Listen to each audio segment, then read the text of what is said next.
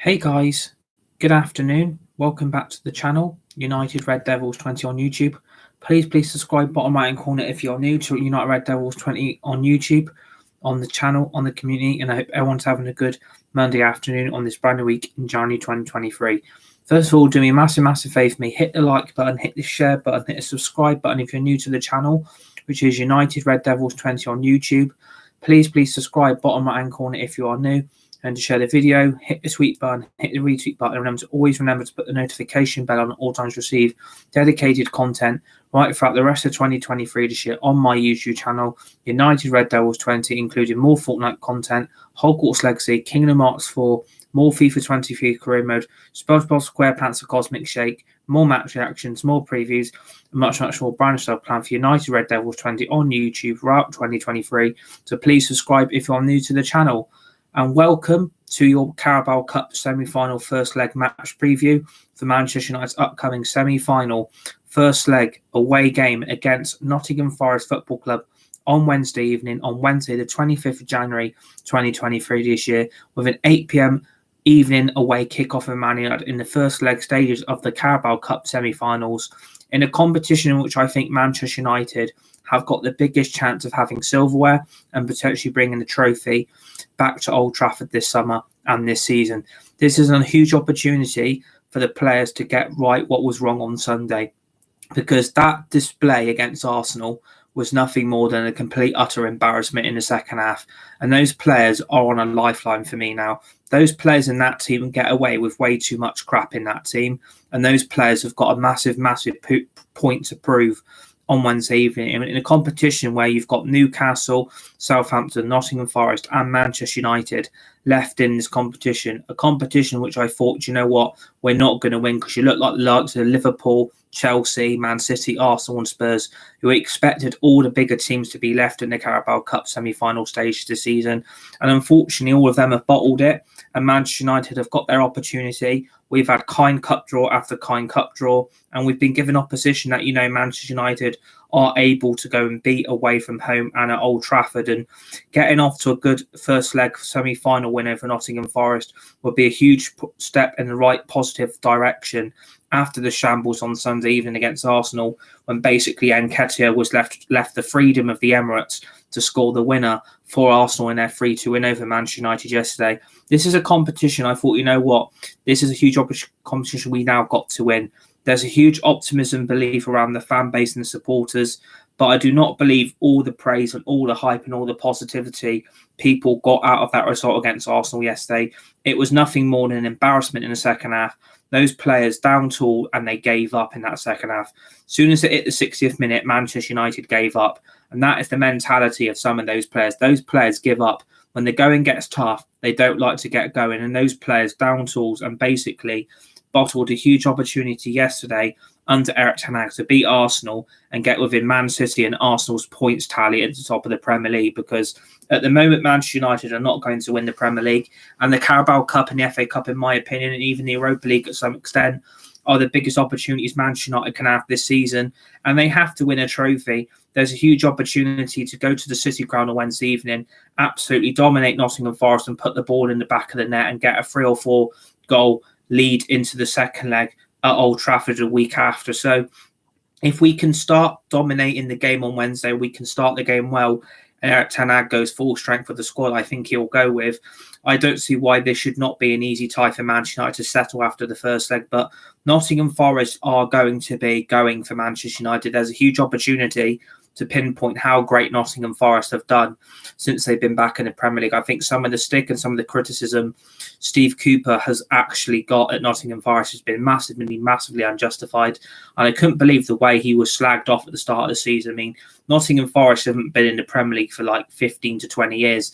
And the amount of stick and the amount of criticism he got when he got Nottingham Forest up to the Premier League through the playoffs after they beat Huddersfield 1-0 in the playoff final last season at Wembley. I could not believe the stick he actually got, because the Championship and the Premier League is night and day the quality and difference of some of the teams in it.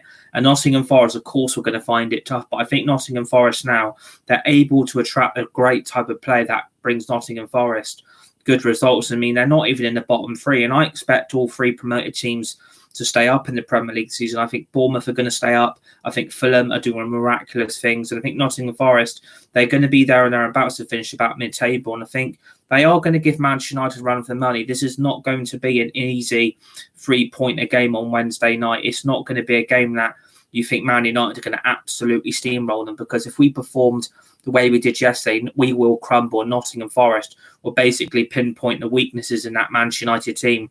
I mean, you look at the fatigue we've got, you look at the injuries we've got, and you look at the tiredness those Man United players are feeling right now. I can understand why Erik ten Hag is massively, massively frustrated with the board and the Muppets that own this football club. Because you look at the players we've got at the moment and you look at injuries we're currently suffering, the fixture fatigue is getting worse and the congestion is going to get even worse, especially when you've got the King's coronation in May. I think is an absolute joke that there's going to be more fixture congestion in May when we've got to coronate the new King and King Charles. I mean, the fixture congestion for Man United and other clubs is only going to get worse, especially the fixtures we're playing at the moment, because we've got obviously Forest Wednesday, and we've got Reading Saturday, Forest again next Wednesday after that, and then we've got Leeds, and then we've got Barcelona. So there's no easy games for Man United at the moment, and I want to be able to actually get back to winning ways on Wednesday evening. I mean, Nottingham Forest are not going to be a pushover. Steve Cooper has done a miraculous job since he got them back up to the Premier League, and they deserve a lot of credit for where they are in the league at the moment. They're not in the relegation places. They're currently mid-table, and they deserve to be in the Premier League with the big boys. They deserve to be up where we are. And you know what? I'm glad they're in the Premier League, because it's someone different, it's someone new, and they are going to give Manchester United the game. Man United cannot afford to make mistakes on Wednesday. We need to start the game well. We need to control the ball. We need to control the midfield, and we have to play our best attacking formation, our best lineup. And unfortunately, that team rarely picks itself, because the amount of injuries we've got at the moment is nothing more than a joke. And I think Erik ten Hag has to demand more out of the players he's currently got. But when you know certain players aren't good enough to play for this club, Erik ten Hag knows what team to go with, and it isn't his fault. You look at the tools he's been given, you look at the players in the squad he currently has, that's not a title-winning squad, and the fatigue is setting in. I mean, with the injuries to Donny van der Beek, and Martial hasn't been back in training for over a week, Delo is still out injured, that first team basically picks itself for Wednesday night, and it wouldn't surprise me if the team we go with was exactly the same team we played against Arsenal yesterday, which we bottled it and basically down-tooled and basically said to a manager, we're going to underline you and we're not going to listen to your instructions that you give us on and off the pitch, and we're basically going to throw you under the bus like we did with Solskjaer and Rangnick. And what we also did with Mourinho and Van Gaal and David Moyes. I mean, this is nothing more than history repeating itself, for me, in my opinion. When we won the Europa League and the Carabao Cup in the first season when Mourinho was in charge way back in 2017, that was over 6 years ago. Man United have got a huge opportunity to win 2 or 3 trophies in season 1 with Erik ten Hag. Season failure is not acceptable at this football club. The standards have been set. And if you can beat Nottingham Forest over 2 legs, there's no reason why not we can't win the Carabao Cup final. And let's hope like Southampton can do us a massive, massive favour tomorrow by beating Newcastle in the first leg and going to St James's Park with a 2 or 3-0 advantage in the second leg, because I wouldn't want to fancy Man United's chances in the final against Newcastle, because I look at that Newcastle United team and I look what Eddie Howe is doing to that club and the way he's transformed it. I mean, Newcastle are above Man United and Spurs and Chelsea and Liverpool.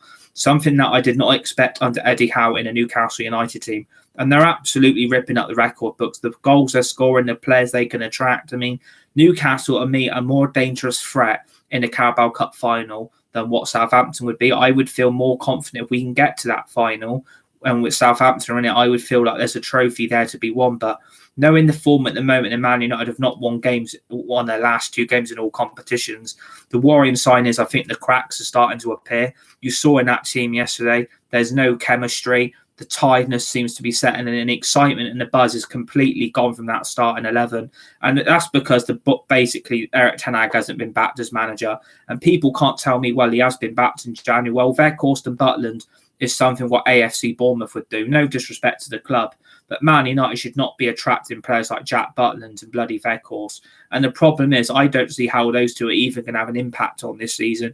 That is something for me, I think, is a negative point going into the rest of this season, that Manchester United have basically brought backup options because they know they've bottled another huge opportunity in a transfer window that was potentially going to be great for Man United. And we're going to get Gakpo, we were going to get Felix and Depay and Marcus Thuram.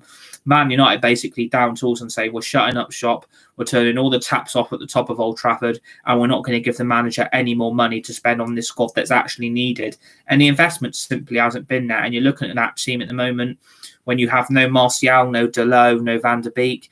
I feel sorry for Erik ten Hag because he's basically having to use the same bunch of players every single week for every single game. It ain't his fault. And the tiredness will be there on Wednesday. That team will probably play what it played on Sunday, and that team picks itself. And unfortunately, if we play the way we did against Arsenal, I just can't believe some people's eyes must be shut when they saw the highlights of that game yesterday. Man United were absolutely awful in that first half, and in the second half, we were absolutely abysmal. I can't believe some people say, well, we can take so many positives. At least we went there and gave Arsenal a game. We didn't give Arsenal a game. They basically bantered us and absolutely ripped us apart in the last 20 minutes of the game. They absolutely took their opportunities where they were given, and Arsenal were the better team. They deserved the win. They deserved the result, and this is why they beat us on Sunday evening in the Premier League. There was no excuses for that shambolic second half performance yesterday. Man United basically gave up and down tools and said to Ten Hag, well, what else do you expect us to do? We're basically having to play the same players every week and the same formation and the same bunch of players. What are we expected to do? Well, if I was Erik ten Hag, I'd be walking into the board managers meeting today and say, look, I demand more investment, I demand more transfers, I demand more new players, because Weghorst and Butland cannot be it for the rest of January. And if we're only targeting loan players, that is basically how low we've gone in January. And we had all this hype and all this optimism in the last few weeks. The last two games has just absolutely killed us. And it's, for me, that is Man United all over in one sentence. We absolutely banter ourselves with every opportunity we get. We go on such a long winning run, and then we banter ourselves in the last two games. Crystal Palace we should have beat, and Arsenal yesterday we should have had a point. I mean, if we'd have kept it at 2-2, I would have rather have been happy with a point rather than a defeat. But that's Man United for you. You can't trust those players to produce their excellent form every week. And the problem is, when there's no chemistry left in the midfield and the attack is basically on its knees, you've basically only got a defence and a goalkeeper making the magic happen. And that is the problem with Man United this season. Like, I expect us to beat Nottingham Forest over two legs, and I expect us to be in that Carabao Cup final. But it's just the way we basically got dismantled in the second half that worries me. We couldn't cope with Arsenal's attack.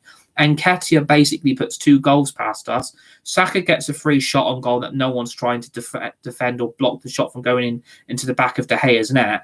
And then you're looking at that front three. That front three at the moment for Man United is bloody dreadful. I mean, signing a Weghorst has been nothing more than a joke. Anthony seems to be struggling on the right wing.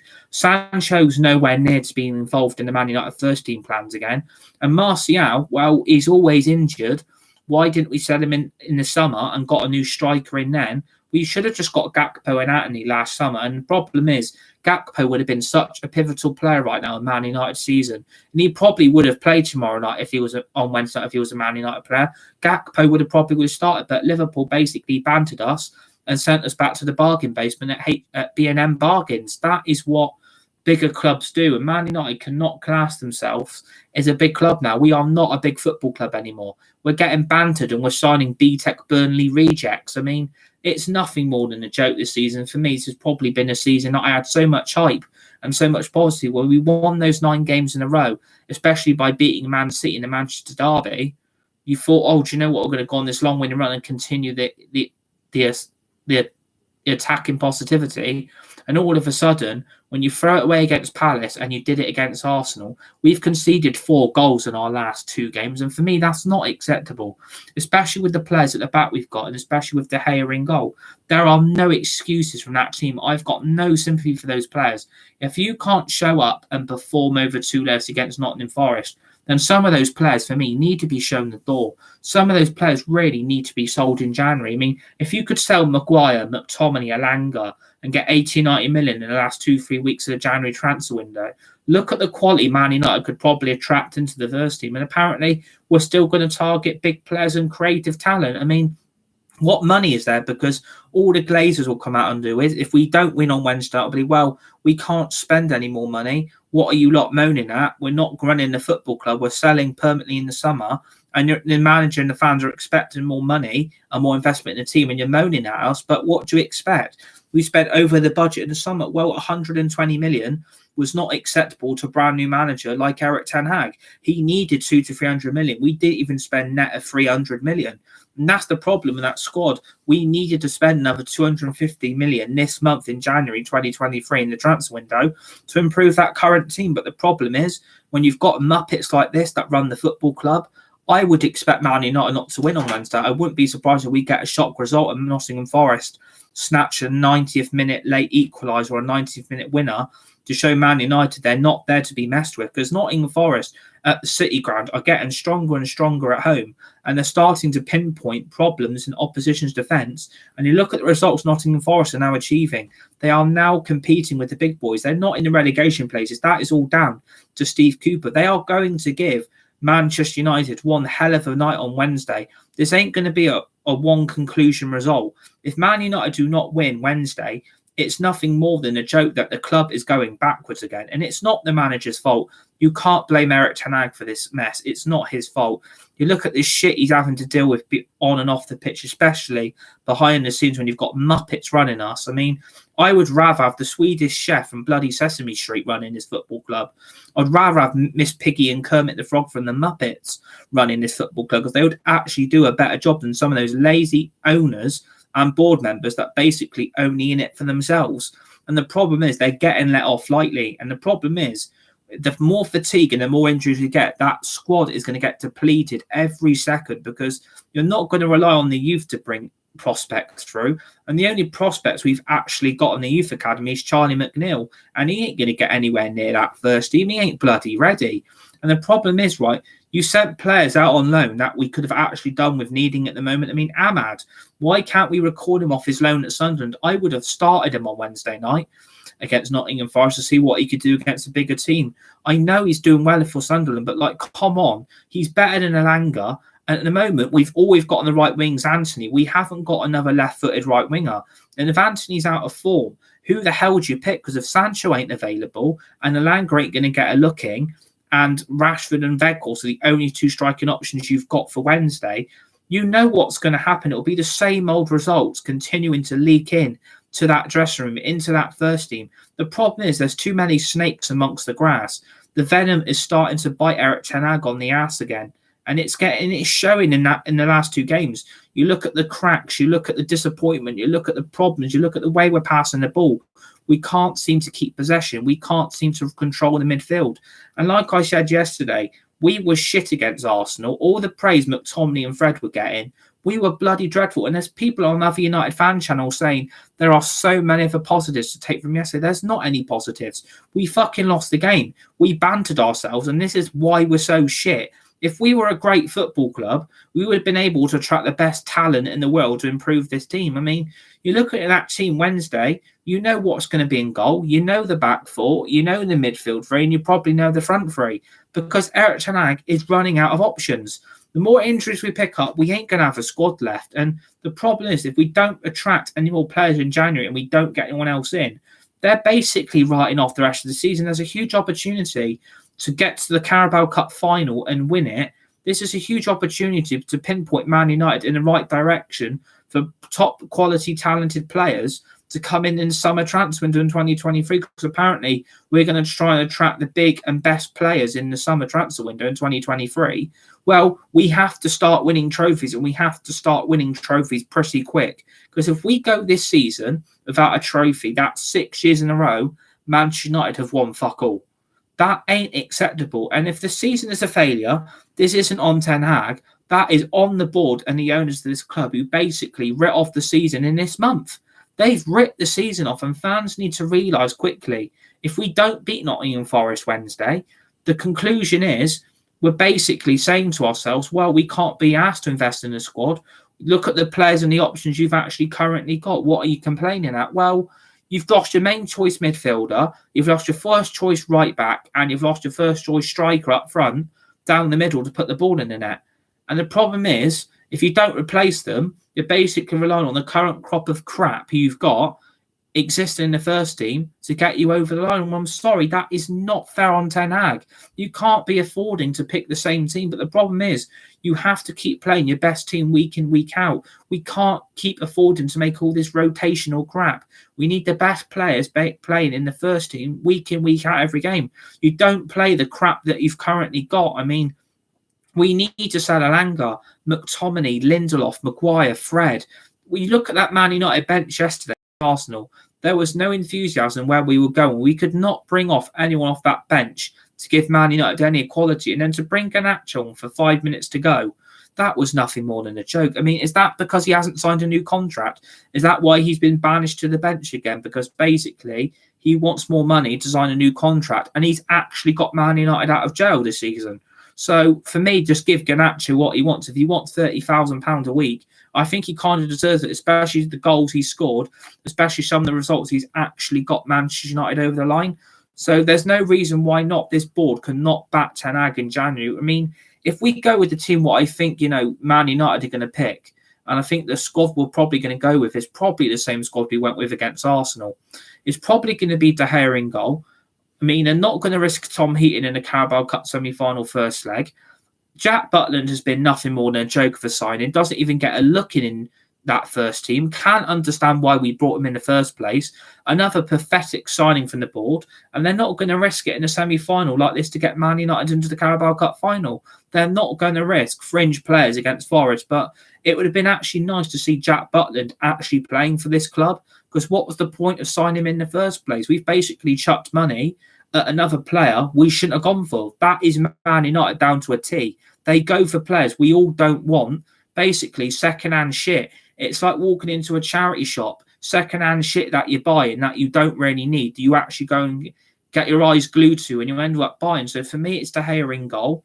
We then move on to right back. Wan-Bissaka yesterday was bloody dreadful. Yet again, another poor performance from him. He ain't the right back that we need. He ain't the right back we're ever going to see. Needs to be sold in January. And Diego Dalot needs to get off the medical bench in the bloody training ground and get back in that first team. And it's about time someone told these players, you've got to start playing through the pain barrier. You're earning £100,000 a week. Pathetic money you should be not even near on. And you're playing for a great club like Manchester United who are actually successful. You shouldn't be on the medical bench. You should be back in training, trying to fight to get yourself fit and back in the first team plans. We need Diego Dalot back at right back. Wan-Bissaka is such an awful right back, and all the praise and all the bloody player ratings he gets as well. He's never going to be good enough. And the problem is, the more deadwood that play for this club, the more deadwood results we're going to get. And Nottingham Forest will sense the vulnerability in the back four, as well as that midfield. And if it's 0-0 at half time, you know where this game is heading. It'll be take an opportunity at Old Trafford to get the late winner. If this is 0-0, it's nothing more than a joke. So yeah, Diego Dalot has to be back in that team for Wednesday. We have to have Diego Dalot back in that team. And please subscribe to the channel if you're new, by the way, to Unite Red Devils 20 on YouTube, on the community. Please subscribe to the channel, Unite Red Devils 20 on YouTube. So we then move on to the two centre-backs. For me, yesterday, that was probably our strongest position in the team. Was probably our two first-choice centre-backs, Rafael Varane and Sandro Martinez. They were both clinical yesterday in that second half. And for me, they were Man United's best two outstanding players. And the understanding they've both got in that team is second to none. Without Maguire and without Lindelof, we look such a better team without them. And with Varane and Martinez, you look at the clinical conclusions they bring to that back four. You know De Gea is going to trust Varane and Sandro Martinez over Maguire and Lindelof. We don't need Magaluf anymore. Just get rid of them and bring two new centre-backs in. There is still time to do stuff in the January transfer window, but Man United cannot sit around and do nothing, because if Varane and Sandro Martinez pick up injuries, which we'll hope it doesn't happen, I do not want Maguire and Lindelof back in that team, because the cracks in the defence will start appearing. Maguire and Lindelof can't cope with a high ball. They can't cope with a good attacking press. And Nottingham Forest have got some good attacking players. I mean, they've got Brennan Johnson. They've signed Chris Wood on loan from Newcastle. They've got Renan Lodi on loan from Atletico Madrid. So that's players you thought Nottingham Forest would never go anywhere near or get anywhere, even get them. And you look what they're doing. I mean, that's quality that could offer Man United's back four some serious threat. But I think with me, If you have Varane and Alessandro Martinez, and I think they're both going to have to start anyway, there's no reason why not. We can't keep a clean sheet, because if we can start frustrating Forest and we can start attacking their goal from the first minute, there's no reason why not. This game finishes a 3 or 4-0 win. The tie is over. We're going to get into the final and basically saying we can keep a clean sheet, because if Nottingham Forest get a goal or two, they are going to sense confidence and try and snatch a late draw, or try and go to Old Trafford for a winner-takes-all game. That's probably what's going to happen. But for me, it's Alessandro Martinez and Varane in that back four, because without them, we basically look shit. And it showed yesterday that, certain players in that back four ain't good enough, and it's Wan-Bissaka and Luke Shaw. And and we move swiftly on to the left back. Luke Shaw, yesterday against Arsenal, I thought, for me, probably one of his worst performances in the Man United shirt. For me, hasn't been the same player for 5 or 6 years. I've kept saying this. When he broke his leg in 2 places, when Van Gaal was in charge and we were in the Champions League group stage away to PSV, he's never been the same player we ever anticipated for him to be. And yesterday, I thought he was nothing more dreadful than Wan-Bissaka. I honestly thought him and Wan-Bissaka are the biggest problems in that Man United back four.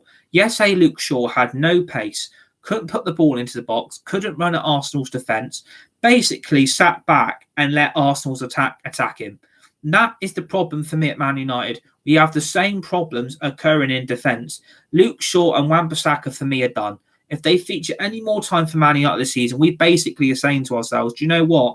You might as well just put bloody Maguire and Lindelof back in, because if the anticipation is you brought Malacia from Feyenoord, right, for 15 million, right?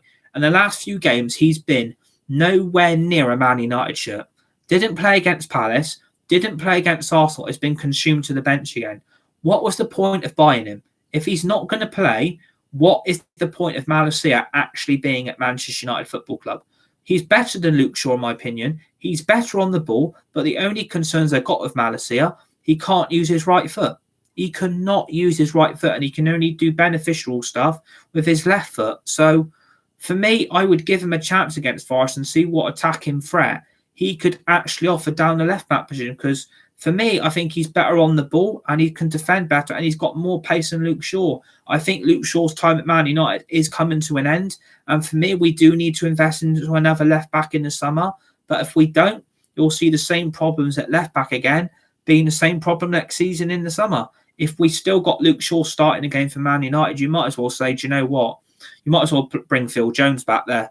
And that's the problem for me. I think there's too much favouritism in that Man United team. Some players seem to be lighting it up in training more than others, but hopefully we can be more defensive security at the back on Wednesday night against Forest by putting Malacia back in, because I think he's got more of a defensive ability than what Luke Shaw can do over 90 minutes. And for me, Luke Shaw should have been brought off yesterday. How Ten Hag could have kept him on. I mean, does he favour Luke Shaw over blooming Malacia now? Is that the whole project? Malacia is still learning. He's still trying to adapt. And please subscribe to the channel if you're new. United Red Devils 20 on YouTube. I want players need to adapt more quickly than what they're doing.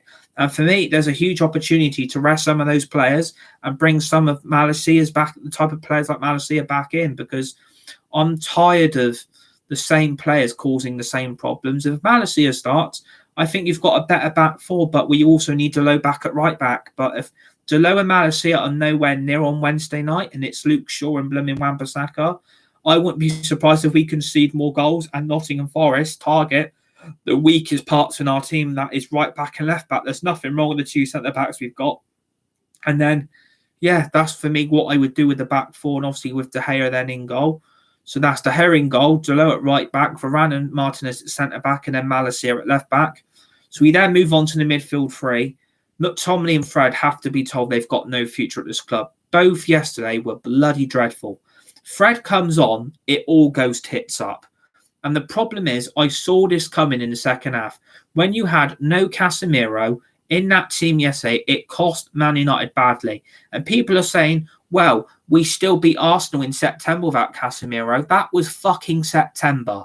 Casemiro is 10 times the player Fred and McTominay are ever going to be. McTominay and Fred are basically B-Tech Everton midfielders. They should be nowhere near a top four club. They are not good enough with the ball or without the ball. They can't even pass the ball. They've got no speed. They've got no agility. They have got nothing that offers any confidence into that Man United midfield. As soon as McTominay and Fred play, it all starts going freaking pear-shaped, and it does. There's too many opportunities that McTominay and Fred get. I am done with players getting opportunities when they're not good enough. If they're not good enough, you don't play them. You let them rot on the bench or let them rot in the reserves. I couldn't give a shit if they don't like it. This is standards. You have to be brutal now. This is Man United. This ain't Fleetwood Town. Honestly, this is Manchester United, and we have to have Casemiro back in Wednesday night. He controls the midfield. He controls the defence in front of the back four, and he can make the midfield run better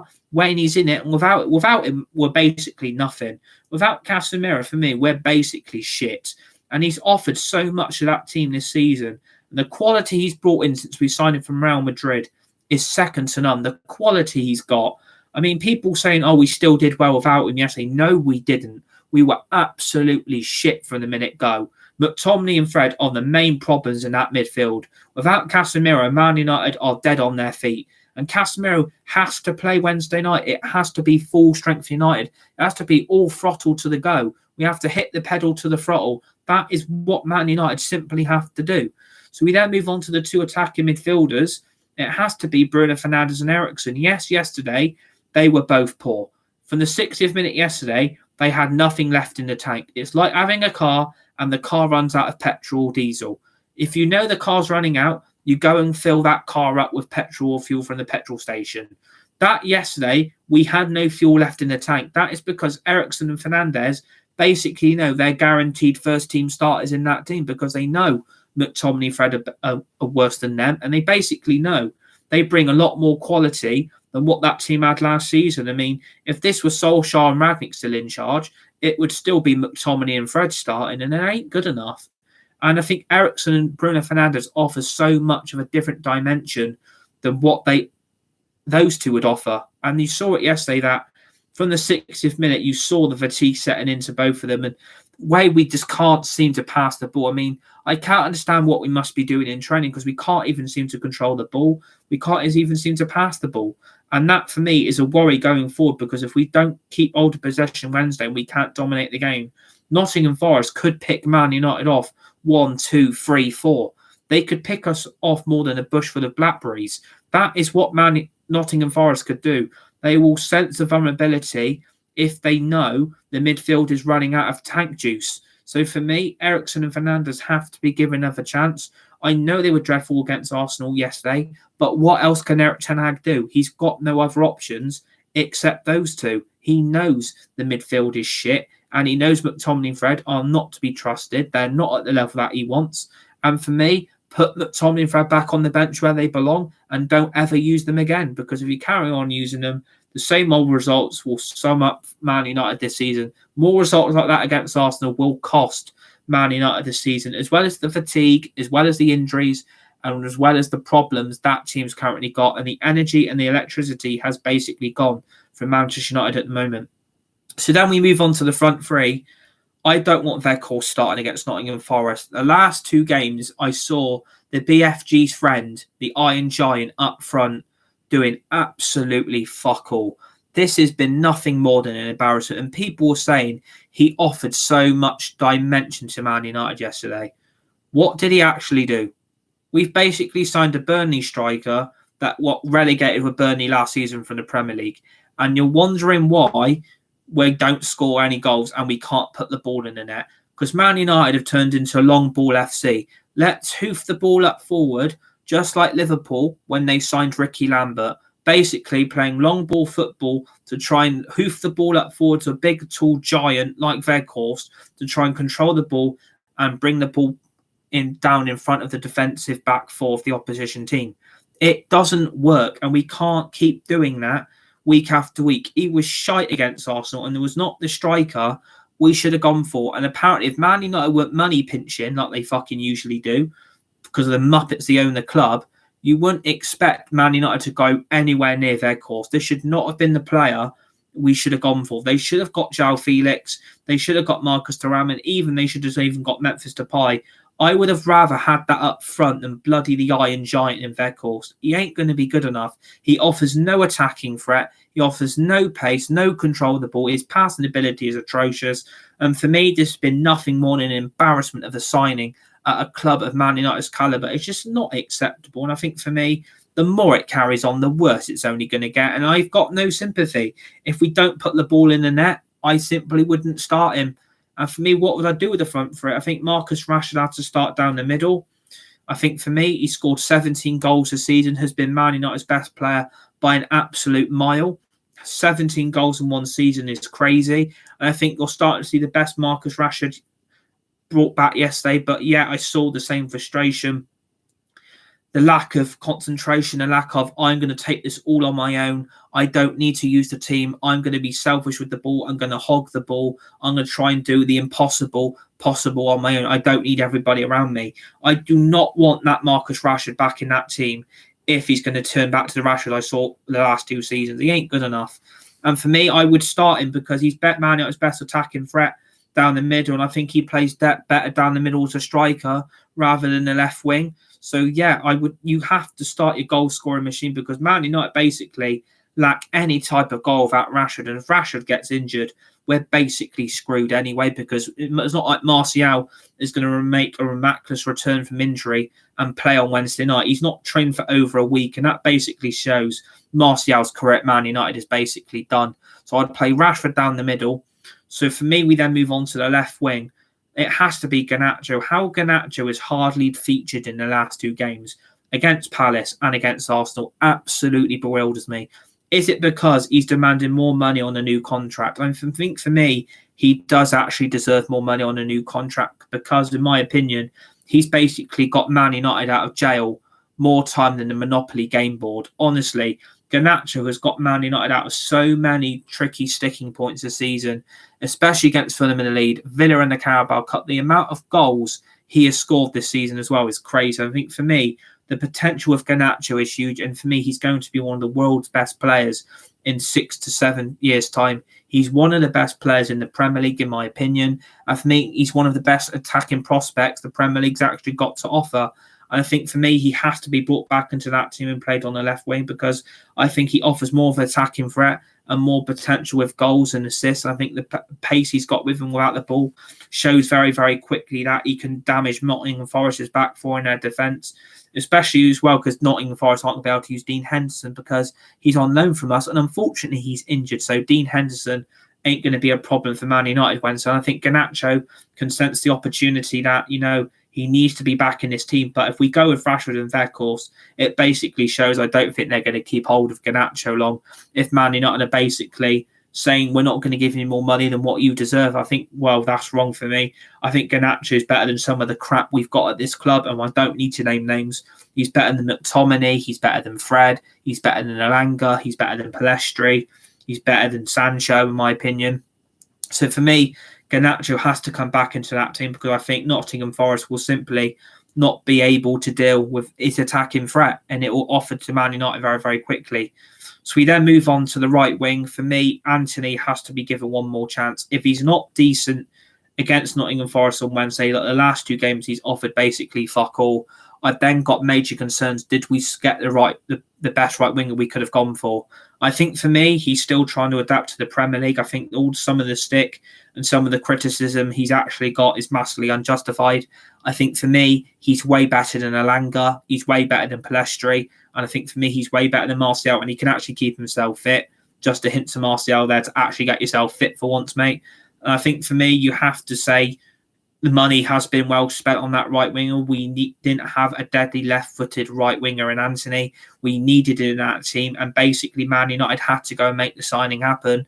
And this is why he starts every game, because he knows the attacking threat he's got and the dynamite he's got in that left foot as well is crucial. I think for me, he's deadly with crosses. He's deadly with his skills. He's deadly with the ability, with the pace he's got with and without the ball. And I think he offers a more of a goal-scoring threat for Man United instead of Elanga or Rashford or Martial or even Pellistri being put out on the right wing. I think Anthony has got so much more to give, and I think he will be crucial to Man United Wednesday, and hopefully he can regain his confidence and regain his goals, because he's last 2 or 3 games now he's gone without scoring a goal. I mean, that's quite worrying, knowing how much money we spent on that right winger. But Man United wanted him. Erik ten Hag demanded Anthony, and they needed to bring Anthony in. And I'm glad, we've actually got him. But he needs to start stepping it up from the plate. I need to see some start of improvement after yesterday. And even in Palace, I saw the same frustrated Anthony.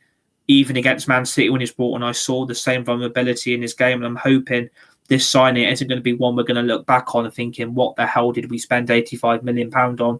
But I think for me, in my opinion, he has to be given a chance to prove himself to the doubters and the haters and let the people give him a stick, because all Anthony's going to do is sit a lot of people down and make them take a massive L towards the rest of the season. Because Anthony, for me, he is going to be up there with Messi. He is going to be up there with Ronaldo in the future. He's just got time to adapt his game style to Man United. I mean, he's been playing in Holland with Ajax. I mean, no disrespect. The Dutch league is basically a league ran by Ajax. They're the only best team in that league. And I think for me, he needed to step up in his career. And I think for me, he offers Man United a lot more of attacking threat. So that is what I would go for on the right wing. But you never know, if Jadon Sancho is available, maybe we give Sancho a run out on Wednesday night against Nottingham Forest. But if he ain't involved, then I've got concerns over not just Sancho, but Anthony as well. We need our best attacking front three Wednesday, because Erik ten Hag's got no choice but to use it. It ain't his fault, and that's the team he's been given. And basically another manager underlined by Muppets and owners that run this club so pathetically and so badly. And the situation's only going to get worse. But for scoreline, I'm going to go 2 or 3-0. If Man United can get the job done over one leg, then we can afford to make second leg changes and substitutes, and we can obviously offer a bit of a weakened team, and hopefully Man United can get over the line over the first leg. And I think Nottingham Forest do concede a lot of goals, and I think that will be there for Man United to take advantage. I am going to go 2 or 3-0. I think the goals can be scored if we can start the game well, if we control the game. And I think if we can offer a lot more improvement than what we showed against Arsenal yesterday, I think Nottingham Forest will be there for the taking. And then we get to the second leg, we can rotate because we know the tie is over. But we don't want to be resting on our laurels here. We need Man United to get to this Carabao Cup final and actually bring a trophy and some silverware bats at Old Trafford. And in Erik ten Hag's first season as our new manager, we have to win something this season. It's make or break otherwise. The Carabao Cup is there for Man United to be had, but we have to get over 2 legs against Nottingham Forest, and that starts Wednesday night, first leg at the City Ground. So I hope you enjoyed the preview. Remember to hit the like button, hit the share button, hit the subscribe button if you're new to United Red Devils 20 on YouTube. Please subscribe to the channel. Bottom right hand corner if you're new. Remember to share the video, hit the tweet button, hit the retweet button. Remember, put that notification bell on as well at all times to receive brand new content planned for the rest of 2023 this year on United Red Devils 20 on YouTube, of brand new Fortnite, Hogwarts Legacy, Kingdom Hearts 4, Disney Dreamlight Valley, FIFA 23 career mode. We've got more Fortnite. We're going to get the new F1 game. We've got more previews, more match reactions. And obviously, let's hope, Manchester United can get the first leg done, which could then take them into the second leg with a 3 or 4-0 lead on aggregate. And hopefully, we can get back to winning ways in all competition. But I wouldn't be surprised if Nottingham Forest know the vulnerability in that team. But I hopefully think deep down, I think Man United know they need to get this final win the trophy to get the fans back on side. And obviously, please join me for the match reaction Wednesday, which hopefully is a Man United win. Hopefully back to winning ways in all competition. And hopefully we are going to get into that Carabao Cup final by dominating the first leg, 3 or 4-0 win. And in the second leg, we can rest and rotate, knowing Manchester United are going to make the Carabao Cup final. Let's hope that happens. But the way the last 2 games have gone, I'm not too sure where Man United have gone. Let's hope for a positive outcome on Wednesday night. Join me for the match reaction Wednesday night between Nottingham Forest and Manchester United on United Red Devils 20 on YouTube. Enjoy the rest of your Monday afternoon, and I'll speak to you guys soon. You're all amazing. Keep subscribing. Thanks for watching.